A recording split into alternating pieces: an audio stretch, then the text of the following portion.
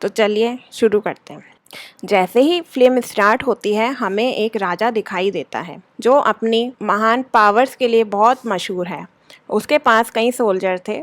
वह उनके पास जाता है और उन्हें तैयार होने के लिए कहता है क्योंकि वे वॉर के लिए जा रहे हैं। वे रेडी हो जाते हैं और किंगडम पर हमला करने के लिए निकल पड़ते हैं। वहाँ पहुँचते ही उनका राजा भी वहाँ आ जाता है। वह उनसे पूछता है कि वे यहाँ क्यों हैं, आप बेहतर हैं छोड़ दें। दुश्मन राजा का कहना है कि मैं यहाँ जाने के लिए नहीं आया था, मैं यहाँ आपको बताने आया हूँ कि अब से आप मेरे लिए काम करेंगे, तुम्हें मेरे लिए लड़ना होगा। कई राजाओं ने मेरे लिए काम किया। वह एग्री नहीं है, इसलिए दुश्मन राजा कहता है कि चलो तुम्हारे और मेरे सैनिक के बीच वॉर करते हैं। अपना सर्वश्रेष्ठ सैनिक चुनना न भूलें, जिसका सोल्जर जीतेगा वही राज करेगा। वह एग्री है और अपने सबसे अच्छे सोल्जर में से एक को बुलाता है। जैसे ही वह आया वह दिखने में स्ट्रांग लग रहा था। जैसा कि दुश्मन राजा इसे देखता है, वह अपने सोल्जर का नाम एक्लीस कहता है। उनकी सेना से कोई बाहर नहीं आता, इसलिए हर कोई उनका मजाक उड़ाने लगता है। वह राजा कहता है कि तेरा सोल्जर मेरे सिपाही से डरता है। दुश्मन राजा का कहना है कि आप उसे देखे बिना बात कर रहे हैं, आपने उसे अभी तक नहीं देखा। राजा को बताया जाता है कि एक्लीस यहाँ नहीं आया था। राजा उसे यहाँ बुलाता है और उस पर हमला करता है। एक्लीस कहता है ठीक है, मुझे वापस जाना है। दूसरे राज्य के राजा ने उसे यह कहकर रोक दिया कि अगर तुम जाओगे तो हमारा देश सीधे वॉर में पड़ जाएगा। एक्लीस अपनी मर्जी का मालिक है, वह चाहता है तो लड़ता है और मूड ना होने पर वह किसी भी वॉर में हिस्सा नहीं लेता। वह अपने राज्य के राजा को अपने राजा के रूप में स्वीकार नहीं करता है। अब वॉर शुरू होता है और पहले हमले में एक्लीस के विपरीत सैनिक को मार देता है। वह चिल्लाता है कि मैं यहाँ हूँ, कौन मुझसे लड़ना चाहता है, लेकिन अब कोई उसका सामना नहीं करना चाहता था। दूसरा राजा समझ गया था कि मुझे सब कुछ इस राजा को सौंपना होगा। वह यह कहकर एक्लीस को अपना तीर देता है कि यह अब तुम्हारे राजा का है। एक्लीस का कहना है कि मेरा राजा से कोई संबंध नहीं है और फिर वह चला जाता है। अब सीन चेंज हो जाता है और हम ट्रॉय नाम का एक और राज्य देखते हैं। उस राजा के दो पुत्र थे, एक का नाम हेक्टर। हेक्टर एक प्रसिद्ध योद्धा था। वह दूसरे देश के साथ युद्ध में फंस गए थे, लेकिन अब वह शांति बनाना चाहते थे। जो हेक्टर उसकी सेना वहां जाती है तो उनकी बहुत अच्छी खातिरदारी करते हैं। वह उन्हें कई तरह का खाना खिलाते हैं। इस राज्य का राजा का छोटा भाई था, जिसका सैनिक एक्लीस था। इस राजा की पत्नी बहुत सुंदर और जवान थी। इस दौरान हेक्टर का छोटा भाई उसे लाइक करने लगता है। जब उनके जाने का समय आता है तो हेक्टर का छोटा भाई रानी को अपने साथ ले आता है। हेक्टर सब कुछ से अनजान था, लेकिन जल्द ही उसका छोटा भाई उसे पूरी कहानी बताता है। हेक्टर उसे बहुत डांटता है। हम शांति विकसित करके लौट रहे हैं और आपने एक नया युद्ध खड़ा कर दिया है। वह रानी को वापस करने और क्षमा मांगने का फैसला करता है। उसका भाई कहता है कि मैं ऐसा नहीं होने दूंगा, मैं हर जगह उसके साथ शामिल हो जाऊंगा। हेक्टर कुछ नहीं कर सका और उसने जो कहा उसे स्वीकार करना पड़ा। जब उस राजा को इसका पता चलता है तो वह अपने भाई से कहता है, यह कैसा मेल मिलाप है, यह विश्वासघात है। मैं उन्हें माफ़ नहीं करूँगा, मैं उन पर हमला करूँगा क्योंकि उन्होंने मेरी पत्नी को चुरा लिया था। उसका भाई कहता है कि मैं तुम्हारे साथ हूँ। इनफैक्ट वह ट्रॉय पर भी अपना नियंत्रण करना चाहता था। वह चाहते थे कि एक्लीस युद्ध में शामिल हो। जब वह उससे पूछते हैं तो वह मना कर देता है क्योंकि वह राजा बहुत शांत स्वभाव का था, इसलिए वह उसके लिए लड़ना नहीं चाहता था। रात में राजा योजना बना रहा था कि ट्रॉय पर हमला कैसे किया जाए। वहाँ एक आदमी कहता है कि एक्लीस के बिना यह इम्पॉसिबल है। फिर वह कहता है कि उससे बात करने पर विचार करें, यह एक बहुत बड़ा वॉर होने वाला है। राजा एक आदमी को एक्लीस भेजता है या एक्लीस से कहता है कि यह सम्मान की बात है, यह एक बहुत बड़ा वॉर होने वाला है और यदि आप हमारे साथ लड़ते हैं तो लोग आपको हमेशा याद रखेंगे।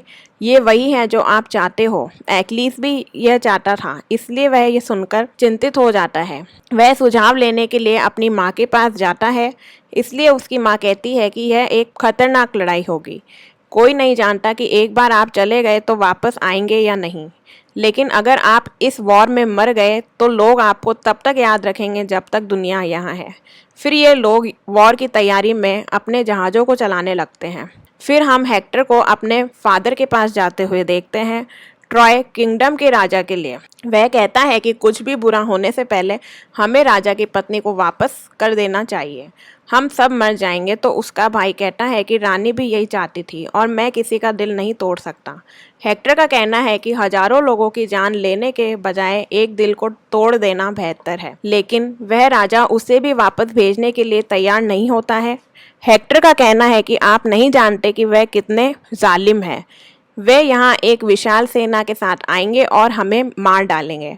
ट्रॉय के राजा का कहना है कि मेरे बेटे, मुझे आज तक कोई छू भी नहीं पाया क्योंकि हमारी दीवारें इतनी ऊंची हैं। चिंता मत करो कि वह कितनी आर्मी लाता है, हमारी दीवारें उन्हें रोकने के लिए काफ़ी मजबूत है। हेक्टर चिंतित था क्योंकि वह जानता था कि वह भविष्य में परेशानी का कारण बनने वाला है। दूसरी ओर हम देखते हैं कि वे दो राजा अपनी आर्मी के साथ ट्रॉय पर हमला करने आते हैं, लेकिन एक और जहाज उनके आगे समुद्र में बहुत दूर था और उन्हें पता चलता है कि यह एक्लीस है। राजा कहता है कि क्या वह यहाँ उस स्थान को जीतने के लिए है। इस बीच वे बात कर रहे थे, एक्लीस अंदर आ जाता है और अकेले ही उनसे लड़ने लगता है। उसके प्रदर्शन को देखकर नाव में सवार सभी लोग उसका नाम पुकारने लगते हैं और उसका चेयर अप करते हैं। यह राजा को आक्रामक बनाता है कि एक्लीस को कई वॉर के लिए याद किया जाता था। कोई मुझे सम्मान नहीं देता।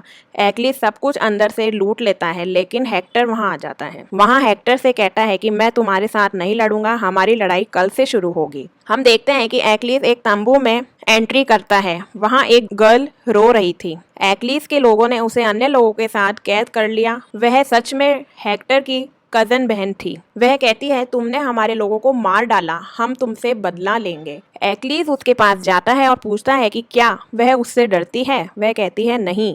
एक्लीस इस बात को समझता है कि वह एक अच्छी लड़की है। जाहिर है वह एक शाही परिवार से होगी क्योंकि वह हेक्टर की चचेरी बहन है।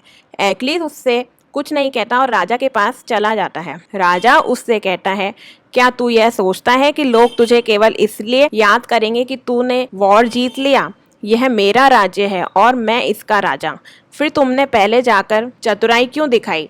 तुमने उनकी सारी दौलत भी क्यों लूट ली? एक्लीस उन्हें सारी दौलत एक गिफ्ट के रूप में देता है। राजा कहता है, मुझे इसकी जरूरत नहीं है और फिर वह उस लड़की को लाने का आदेश देता है। वह लड़की थी जिससे एक्लीस बात कर रहा था, उसे बहुत सख्ती से लाया गया। एक्लीस को गुस्सा आ जाता है। वह कहती है कि मैं नहीं चाहती कि मेरी वजह से कोई मारा जाए। तो एक्लीस चुप हो जाता है। जब राजा यह देखता है तो वह उस लड़की के पास जाता है और कहता है कि यह आज रात मेरी सेवा करेगी। यह सुनकर एक्लीस नाराज हो गए। वह उसे ब्लैकमेल करके चला जाता है कि मैं तुम्हें जीने नहीं दूंगा, चंद दिनों की बात है।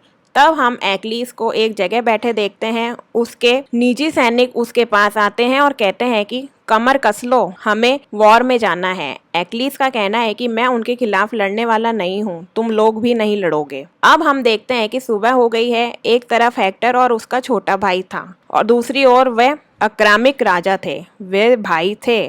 वह हेक्टर से कहता है, तुम्हारा छोटा भाई मेरी वाइफ को पसंद करता है, आइए हम दोनों के बीच वॉर शुरू करें। जीतता है वह उसे ले सकता है, अगर मैं हार गया तो मैं चला जाऊंगा, यह मेरा वादा है। लेकिन उस क्रूर राजा को अजीब लगने लगता है क्योंकि वह यहाँ ट्रॉय पर कब्जा करने आया था। वह अपने भाई से हेक्टर के छोटे भाई को मारने के लिए कहता है ताकि हम ट्रॉय पर कब्जा कर सकें। हेक्टर के भाई और राजा के बीच वॉर शुरू होता है। वह बुरी तरह से लड़ते हैं। वह राजा हेक्टर के भाई को मारने ही वाला था कि हेक्टर आकर उसकी जान बचाता है। इसके विपरीत वह उस राजा को मार डालता है। राजा का भाई अपने सैनिकों से उन पर हमला करने के लिए कहता है। उसके सभी सोल्जर ने उस पर हमला करना शुरू कर दिया, लेकिन जैसा कि एक्लीस उनके साथ चाहते थे वह हार रहे थे। कई सैनिक मर रहे थे। सभी सैनिक भयभीत हो जाते हैं और कहते हैं कि वे यहाँ राजा की पत्नी को मुक्त करने आए हैं। लेकिन जब राजा मर गया तो इस वॉर का क्या फ़ायदा? राजा का भाई उस लड़की को कुछ सैनिकों को सौंप देता है। लड़की हेक्टर की चचेरी बहन थी। वे उसे प्रताड़ित कर रहे थे और उसके साथ दुर्व्यवहार कर रहे थे। लेकिन तभी एक्लीस वहां आता है और उसे मार डालता है। फिर वह उसे तंबू में लाता है। वे आपस में बातें करने लगते हैं। एक्लीस ने उसे चिंता न करने के लिए कहा क्योंकि सब कुछ अस्थायी है। समय के साथ सब अच्छा होगा। वह लड़की कहती है कि मुझे लगा कि तुम बहुत क्रूर हो लेकिन तुम दयालु हो। अब हम देखते हैं एक्लिस सो जाता है। वह लड़की उसे मारने के लिए उसके पास आती है। एक्लिस की आंखें बंद थी लेकिन फिर भी उसे पता चलता है कि वह उसे मारने के लिए यहाँ है। वह कहता है मुझे मार डालो। वह कहती है अगर मैंने ऐसा नहीं किया तो तुम दूसरे लोगों को भी मारोगे, मुझे क्या करना चाहिए? एक्लिस कहते हैं हाँ मैं मारूंगा, मारना चाहता हूँ तो करो। लेकिन वह उसे नहीं मारती। वे एक दूसरे को माफ कर देते हैं। वह कहता है कि मैं अब तुम्हारे राज्य पर आक्रमण नहीं करूंगा। वह अपना सारा सामान एक जहाज में डाल देता है। जब एक्लिस युद्ध को खत्म करने के लिए कहता है तो वह कहता है अभी मत जाओ, हमें इसे जारी रखना चाहिए। लोगों ने अपने प्राणों की आहुति दी, तब हमें क्या फायदा हुआ? लेकिन एक्लिस नहीं माने। वह एक्लिस की पोशाक, ढाल और तलवार लेता है और सैनिकों से युद्ध शुरू करने के लिए कहता है। हर कोई सोचता है कि वह एक्लिस है और उसका पीछा करने लगता है। जब उसका सामना हेक्टर से होता है तो वह एक्लिस को मार देता है। वह इतना खुश हुआ कि उसने एक्लिस को मार डाला, लेकिन उसे पता चलता है कि वह उसका चचेरा भाई था। जब एक्लिस को यह पता चलता है तो वह गुस्सा होता है। वह ट्रॉय किंगडम के महल के बाहर खड़ा है। वह हेक्टर को कॉल करना शुरू कर देता है और अब वह बाहर था। वे बहुत लड़ते हैं। एक्लिस ने उसे वहीं मार डाला। फिर वह उसके शव को अपने साथ घसीटता है। रात में हेक्टर के पिता वहां आते हैं और अपने बेटे के शव की मांग करते हैं। एक्लिस कहते हैं कि क्या तुम मौत से नहीं डरते? मैं चाहूँ तो तुम्हें मार भी सकता हूँ। वह कहते हैं आपको क्या लगता है कि एक फादर को अभी भी मरने की ज़रूरत है जब उसका छोटा बेटा मर गया? एक्लिस उसे उसका शव लौटा देता है। हर कोई दुखी था क्योंकि हेक्टर एक महान योद्धा और इंसान था। सब उसे मिस कर रहे थे। एक्लिस उन्हें वॉर से आराम के रूप में 12 दिन का समय देता है। वह हेक्टर के कज़न बहन को मुक्त करता है। वह कहता है कि मैं 12 दिनों तक तुम पर हमला नहीं करूँगा। जब एक्लिस के राजा को यह पता चलता है तो वह गुस्सा हो जाता है। वह कहता है तूने मेरी संपत्ति के बिना ये कैसे किया? 12 दिनों के बाद जब ट्रॉय के राजा और सभी पुरुष बाहर आते हैं तो उन्हें वहां कोई नहीं मिलता। लकड़ी का बना एक घोड़ा था और उसके सामने कुछ मरे हुए आदमी पड़े थे। ट्रॉय किंगडम के लोगों का कहना है कि उन्होंने हमारे धार्मिक स्थलों पर हमला किया, इसलिए उन्हें उनकी सजा मिली। उन्हें लगता है कि सभी मारे गए और कुछ भाग गए। वे इस घोड़े को अंदर ले जाने की योजना बना रहे थे क्योंकि उनके धार्मिक स्थलों को नष्ट कर दिया गया था। वे इसे अब अंदर ले आए थे। वे खुश हो जाते हैं और वे हल्का महसूस कर रहे थे क्योंकि वे सोच रहे थे कि उन्होंने वॉर जीत लिया है, क्योंकि वे किसी को देख नहीं पा रहे थे। रात हो जाती है और वे लापरवाही से आराम से सोते हैं, लेकिन वह घोड़ा खाली नहीं था। हमें इसमें एक्लिस और उसके कुछ सोल्जर थे। कुछ सोल्जर के साथ एक्लिस किंग भी महल के बाहर छिपा हुआ था। जैसे ही रात होती है एक्लिस घोड़े से बाहर आता है और ट्रॉय महल के सभी दरवाजे खोलता है। वह राजा और उसके सैनिक गेटों से भीतर आते हैं। वह यहाँ सभी को मार डालते हैं और वह ट्रॉय के राजा को भी मार डालता है।